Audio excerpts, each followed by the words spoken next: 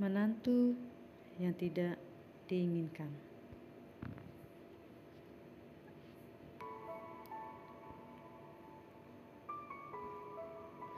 Aku baru saja merebahkan diri di kamar ketika mendengar ibu mertua membanting tutup panci. Seperti sudah terbiasa, aku tidak bergeming, justru milih untuk memejamkan mata. Kedua kelopak mata ku tutup paksa walau sedang tidak ingin terlelap. Badan terasa lelah karena semenjak dini tadi sibuk menyiapkan masakan untuk acara selamatan hari ini. Sudah masuk 1 tahun pernikahanku dengan Raja. Aku merasa kalau wanita yang melahirkan laki itu tidak pernah menyukaiku sejak kami dipertemukan untuk pertama kalinya. Tradisi di keluarga ini, semua anak sudah mempunyai calon dari hasil perjodohan dengan anak dari keluarga yang masih kerabat. Dari 5 anaknya, hanya Raja yang melanggar aturan keluarga dengan memilih sendiri wanita sebagai pendamping hidupnya. Aku takut, Mas, kalau keluargamu menolakku nanti. Tolakku halus ketika Raja ingin mengenalkanku dengan keluarganya. Aku pun sebenarnya sudah berniat memutuskan hubungan kami ketika mendengar desas-desus tentang keluarganya. Tapi melihat ketulusan Raja, rasanya aku tidak tega melakukan itu. Terlebih lagi, aku pun sangat mencintainya. Tenang saja Tiara, mereka pasti menyukaimu. Ibu Raja menenangkanku. Walau ragu, akhirnya aku mengikuti permintaannya. Terlebih lagi, sudah hampir 5 tahun kami menjalani hubungan serius. Raja pun sudah punya niat baik untuk melanjutkan hubungan ini ke jenjang yang lebih serius. Keluarga Raja sendiri memang orang terpandang di kota ini. Ayahnya merupakan pengusaha sukses dan memiliki banyak sekali rumah sewa. Itu sebabnya keluarga laki tersebut memilih sendiri jodoh untuk putra dan putri mereka. Hal yang kutakutkan terjadi, orang tua Raja begitu dingin, terlebih ketika mengetahui kalau aku hanya berasal dari kelalangan biasa. Sudah Mas, turuti saja permintaan orang tuamu dan kita akhiri hubungan ini. Ucapku sesak ketika Raja mengatakan penolakan kedua orang tuanya setelah 2 hari pertemuan kami. Gak Tiara, kita harus tetap menikah. Aku akan memaksakan hubungan kita sampai ke pelaminan, apapun yang terjadi, tegasnya. Aku tidak menduga cara yang dilakukan Raja terlalu ekstrim. Dia minum racun serangga hingga harus dirawat di rumah sakit selama seminggu. Caranya berhasil, tapi menjadi bumerang karena ibu mertua selalu menyindir kalau aku yang menyuruh putranya melakukan itu.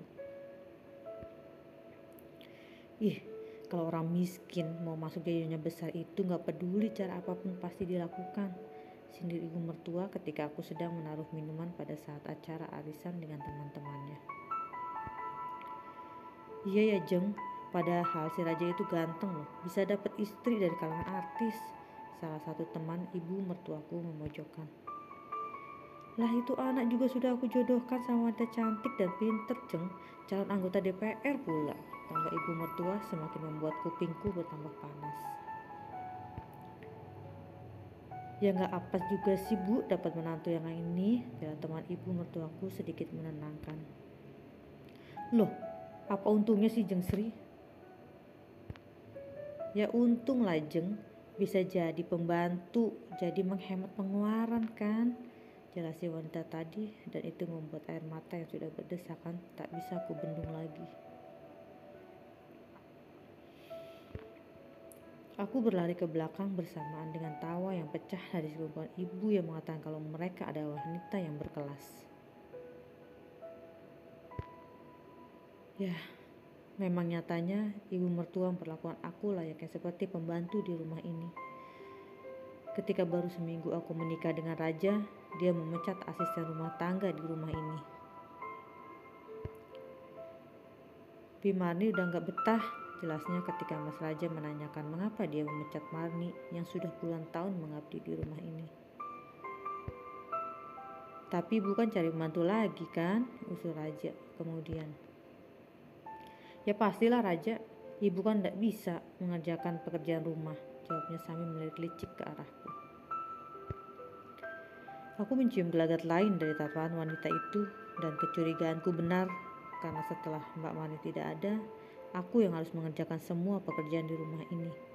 Terlebih lagi setelah Mas Raja harus balik ke luar kota untuk menyelesaikan pendidikannya yang tertunda karena pernikahan kami. Awas kalau kamu ngadu sama Raja, ancam ibu mertua.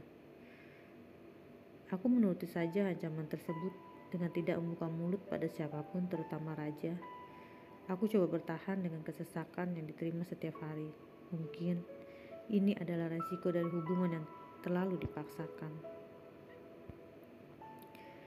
Bukan hanya memperlakukan sebagai pembantu, ibu mertua juga sering memperlakukan ibuku berbeda dengan besannya yang lain.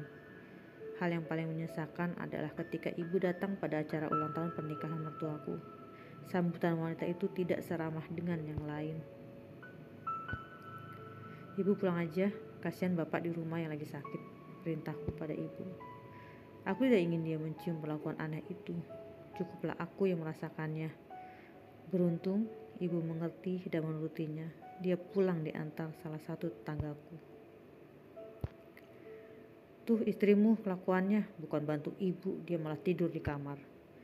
Lapat-lapat terdengar suara ibu mertua di telingaku yang baru saja memejamkan mata untuk beberapa saat. Mas Raja? Aku segera bangkit dari tempat tidur mendengar nama itu disebut. Ketika membuka pintu, tubuh tegap lelaki yang selalu merindukan sudah berada di hadapan. Aku menyambutnya dengan senyum, tapi tidak dengannya. Mas, kok gak kasih kabar kalau mau pulang? Tanyaku sambil mengambil koper yang dibawanya. Raja menghentakkan tanganku. Kenapa mas? Aku terheran. Kenapa?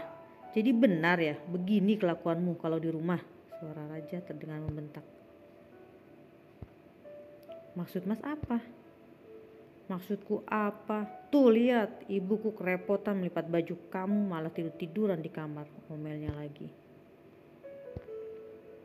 Ya ampun mas, ini semua gak seperti yang kau lihat, aku membela diri.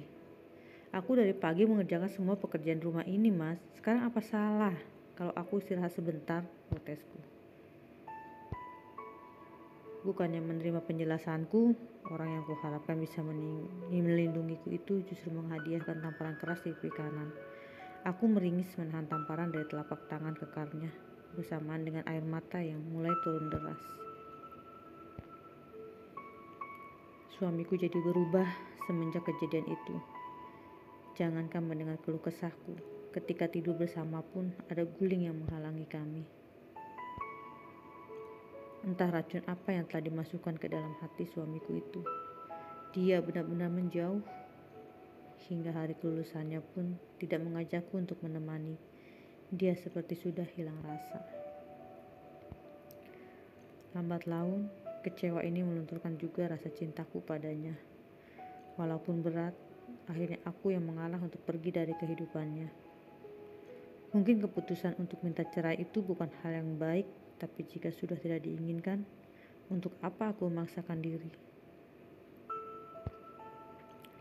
Aku tidak menyesali semua yang telah terjadi. Bagiku, ini adalah pelajaran hidup yang paling berharga. Setidaknya, ketika ingin memulai hidup baru, bukan hanya cinta yang diutamakan, tapi rasa nyaman semua pihak.